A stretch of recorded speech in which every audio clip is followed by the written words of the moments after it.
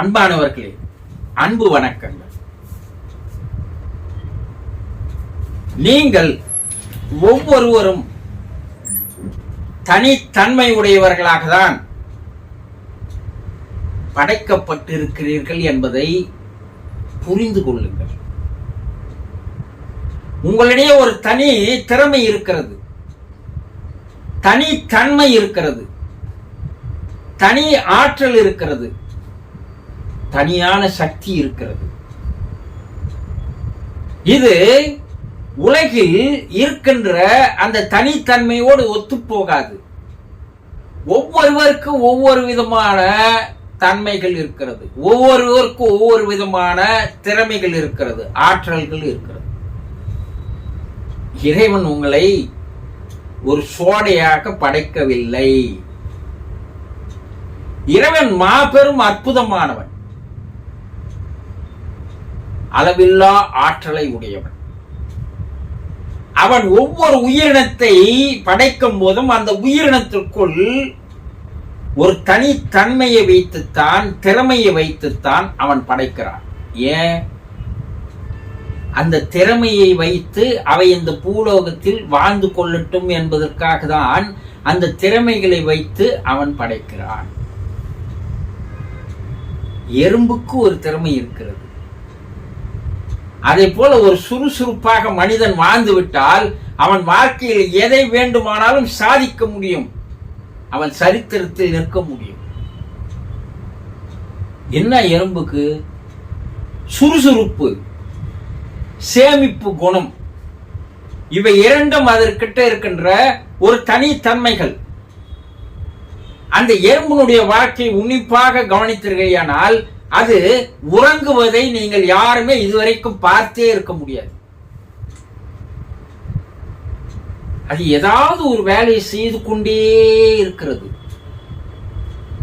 வரப்போகின்ற மழை காலத்திற்கு முன்னால் நமக்கு ஒரு 3 மாதத்திற்கு தேவையான, 4 மாதத்திற்கு தேவையான உணவை எடுத்து போய் சேர்த்து கொள்ள வேண்டும் என்ற ஒரு முன்னெச்சரிக்கை நடவடிக்கை, அந்த குணம் இருக்கிறது பார். அது சேமிக்கின்ற குணம் அதனிடையே இருக்கிறது. அதை பார்த்தாவது மனிதர்கள் தானும் சேமித்துக் கொண்டால் பிற்காலத்தில் துன்பம் இல்லாமல் வாழலாம் என்ற ஒரு தத்துவத்தை எது தருது? எறும்பு தருகிறது. ஆனா அதை பார்க்கிறான், அதை புரிஞ்சிக்க மாட்டேன்றான். அதனுடைய வாழ்க்கை தன்மையை மனிதன் புரிந்து கொள்வதே இல்லை. இறைவன் அதன் மூலமாக உனக்கு ஒரு பாடத்தை தருகிறான் என்பதை புரிந்து கொள்ளாத மனிதன் வாழ்க்கையில் முன்னேறவே முடியாது. அதே நேரத்தில் எல்லாம் ஒரு கூட்டு உழைப்பு, ஒரு ஒத்துழைப்பு. அது எறும்பு கிட்ட இருக்கின்ற குணங்கள் ஆகும். அது ஒரு பொருளை எடுத்தாந்தா இன்னொன்னுக்கிட்ட கொடுக்கும், அது அந்த பொருளை தூக்கி போகும். இப்படி மாறி மாறி அது சென்றடைகின்ற வேலைகளையும் பார்க்கலாம். அதுகிட்ட இருந்து நிறைய குணங்களை மனிதர்கள் கற்றுக்கொள்ள முடியும். உங்களுக்கு குரு, ஆசான் யாரும் தேவையில்லை. உலக ஜீவராசிகளை எல்லாம் நீங்கள் உன்னிப்பாக கவனித்து வந்தால் அது எப்படி செயல்படுகிறது, எப்படி வாழ்கிறது, அதனிடம் என்ன திறமை இருக்கிறது, அது எப்படி தனி ஆற்றலாக இருக்கிறது, இதையெல்லாம் பார்த்தீர்களானால் தாவரம் முதல் கொண்டு விலங்கினங்கள் வரை உங்களுக்கு அனைத்துமே குரு தான். அதுங்கிட்ட இருந்து எல்லாத்தையும் கத்துக்கினீங்கன்னா நீங்க தெய்வமாகவே வாழலாம். வேற எதுவுமே தேவையில்லை. ஒவ்வொரு நாளும் ஒரு ஜீவராசியை பாருங்கள், அந்த ஜீவராசி எப்படி வாழ்கிறது என்று. எத்தனையோ பல்லாயிரம் கணக்கான மைல்களுக்கு அப்பால் இருந்து ஒரு சிறிய பறவை நான் ஸ்டாப் முறையில மாதங்கள், 2 மாதங்கள் பறந்து வந்து தண்ணீர் எடுக்காமல், ஓய்வெடுக்காமல் நேரடியாக வந்து வேடந்தாங்கலை சேர்கிறது. தான் போய் சேர வேண்டிய இடம்தான் அதனுடைய இலக்காக இருக்கிறதே தவிர வேறு எதுவும் அந்த பறவைக்கு தடங்களாக இல்லை. தடங்களாக இருந்தாலும் கூட அதை தடுத்தெறிந்து அவை ஒரு கூட்டத்தோடு வந்து சேர்கிறது. இங்க அது குஞ்சை ஈன்றுகிறது, இங்க முட்டை வைக்குது, இங்க குஞ்சை ஈன்றுகிறது. ஏன் அந்த நாட்டில் அதுக்கு உண்டான தப்ப சூழ்நிலை இல்லையா என்றால் இல்லை. இங்கதான் போய் நம்ம புள்ள பெத்துக்கணும், அதனால எத்தனை ஆயிரம் மைல்கள் போனாலும் பரவாயில்ல, நம்ம வாரிசு அங்க போய் உருவாக்கணும் என்ற எண்ணத்தோடு இங்கே வந்து அந்த பறவை அந்த குஞ்சை ஈன்று 1 மாதம் கூட ஆகாத அந்த குஞ்சை தன்னோடு அவ்வளவு தூரம் அழைத்து போகிறது. அந்த குஞ்சுக்கு எவ்வளவு ஆற்றல் இறைவன் அதற்குள்ளேயே வைத்திருக்கிறான். சிந்தித்து பாருங்க.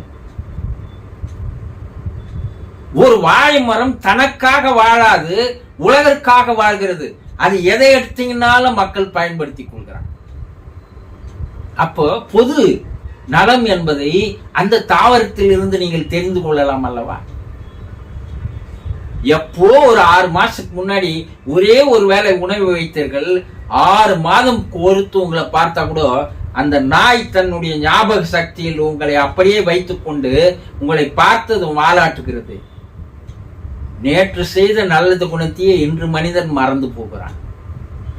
அப்ப நன்றியை நாயிடமிருந்து கற்றுக்கொள்ளலாம். இதெல்லாம் ஒவ்வொரு ஜீவராசிகளும் ஒவ்வொரு தாவர இனங்களிலும் ஒரு தனி குணத்தை, ஒரு தனி பண்பை, ஒரு தனி திறமையை, தனி ஆற்றலை வைத்துத்தான் இறைவன் உருவாக்கினான். உங்களுக்குள்ளும் அதே போல ஒரு திறமையை, ஆற்றலை, பண்பை, குணத்தை வைத்துத்தான் உருவாக்கி இருக்கிறான். ஆனா அவையெல்லாம் அந்த ஆற்றலை, பண்பை வெளிப்படுத்தி வாழ்கின்றன. ஆனால் நீங்கள் உங்களுக்குள்ள இருக்கின்ற அந்த தனித்தன்மையை, தனி திறமையை நீங்கள் வெளிக்கொண்டு வராமல் அதை ஆழ புதைத்து வைத்து மேலோட்டமான வாழ்க்கை வாழ்கிறீர்கள். அதனால் வாழ்க்கை உங்களுக்கு ஒரு நரகமாக இருக்கிறது. வாழ்க்கை உங்களுக்கு கஷ்டமாக இருக்கிறது. வாழ்க்கை உங்களுக்கு துன்பமாக இருக்கிறது, துயரமாக இருக்கிறது. காரணம், உள்ளே இருக்கிற அந்த பொக்கிஷத்தை, புதையலை உங்களால் வெளிக்கொண்டு வர முடியாத ஒரு அறியாத தனத்தில், அறியாமையில், மேலே இருக்கின்ற ஒரு மாயையில் உங்கள் வாழ்க்கையை வாழ்ந்து வருவதால் உங்களுக்குள் இருக்கின்ற அந்த தன்மை, அந்த பொக்கிஷம், அந்த புதையல் எதற்கும் பயன்படாமலேயே பல பிறவிகளாக அப்படியே இருக்கிறது. லட்சத்தில் ஒருவன், கோடியில் ஒருவன் அதை தெரிந்து கொள்கிறான். தன் ஆழ் மனதிற்குள் சென்று உள்ளே இருக்கின்ற இறைவன் தந்த அந்த திறமை, ஆற்றலை வெளிக்கொண்டு வருகின்ற முயற்சியில் அவன் நாள்தோறும் தன் ஆழ் மனதிற்குள் உள்ளே மூழ்கி மூழ்கி மூழ்கி கடலில் மூழ்கி முத்தெடுப்பது போல அவன் நாள்தோறும் தன்னுடைய ஆழ் மனதிற்குள் உள்ளே பிரயாணம் செய்து அவன் தன்னுடைய திறமையை கண்டுபிடித்து விடுகிறான். அப்படி கண்டுபிடித்த காரணமாகத்தான் அவன் ஒரு தனி திறமை பெற்றவனாக, தனி ஆற்றல் பெற்றவனாக இந்த உலக சரித்திரத்தில் சாதனையாளராக, சரித்திரத்தை படைப்பவனாக, வரலாறை தன் பக்கம் திருப்பிக் கொள்பவனாக இருக்கிறான். உங்களுக்குள்ளும் ஒரு தனி திறமை இருக்கிறது, தனி ஆற்றல் இருக்கிறது, தனி தன்மை இருக்கிறது. அதை உள்ளே சென்று, கடந்து உள்ளே சென்று அந்த புதையலை வெளிக்கொண்டு வருவதற்கு உண்டான முயற்சியில் ஈடுபடுங்கள். அதில் ஆர்வம் காட்டுங்கள். இந்த பிறப்பு ஒரு அற்புதமானது, மகத்தானது, மதிப்பு வாய்ந்தது. இதை வீணாக கேளிக்கைகளிலும் மற்ற நாட்டங்களிலும் வேறு தவறான பழக்க வழக்கங்களிலும் நீங்கள் போய் அழித்துக் கொள்ளாதீர்கள். உங்களிடம் இருக்கின்ற திறமை என்ன, வெளிக்கொண்டு வருவதற்கு முயற்சியை மேற்கொள்ளுங்கள். வாழ்க்கையை ஒரு சோலைவனமாக, சந்தோஷமாக, நிம்மதியாக, அமைதியாக, ஆனந்தமாக, இன்பமாக மாறிவிடும். புரிந்து கொண்டீர்களா? சந்தோஷம்.